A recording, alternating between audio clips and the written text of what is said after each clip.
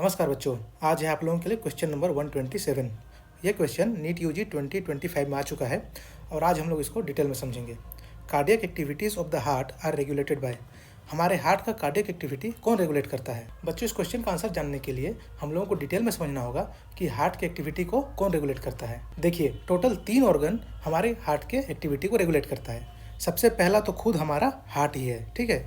हमारे हार्ट में पाया जाता है नोडल टिश्यू, जैसे SA node, AV node, bundle of His, Purkinje fibres. ये सब सारे नोडल टिश्यू हैं और खुद ही इंपल्स जनरेट करके हार्ट के रिदम को रेगुलेट करते हैं, ठीक है। सेकेंड है हमारा मेड्यूला ओब्लांगाटा। हमारे ब्रेन का एक पार्ट है मेड्यूला ओब्लांगाटा। इस मेड्यूला ओब्लांगाटा में एक सेंटर पाया जाता है, उसे बोलते हैं कार्डियोवैस्कुलर सेंटर। अब देखिए, जब भी हमारे बॉडी को ये लगता है कि हार्ट रेट बढ़ाना चाहिए, तो ये हमारा बॉडी क्या करेगा, इस सेंटर से स्टिमुलेशन देगा हमारे हार्ट को कि हार्ट रेट बढ़ाओ, तो हार्ट रेट बढ़ जाएगा सिंपैथेटिक सिस्टम स्टिमुलेट करके।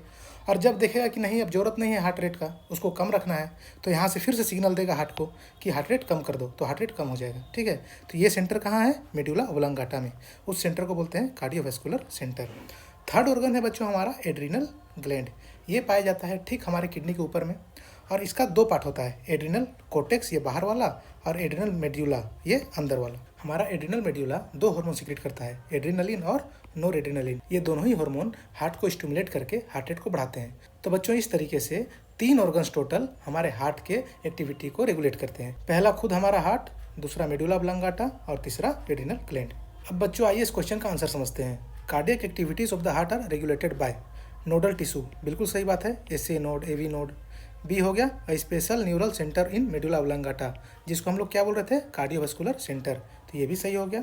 और सी एड्रिनल मेडुलरी हार्मोन्स, बिल्कुल सही। कौन कौन सा? नोरेपिनेफ्रिन और एपिनेफ्रिन, तो ऑप्शन नंबर सी भी सही हो गया।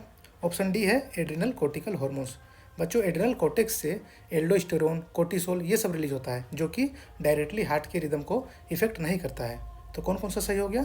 Option number A, option number B और ऑप्शन नंबर सी। तो बच्चों, ऑप्शन नंबर 3 सही हो गया। आई होप आप लोग समझ गए होंगे। अगर आपको कोई भी डाउट है तो आप कमेंट कीजिए, हम लोग फिर से मिलेंगे अगले वीडियो में अगले कॉन्सेप्ट के साथ। Thank you.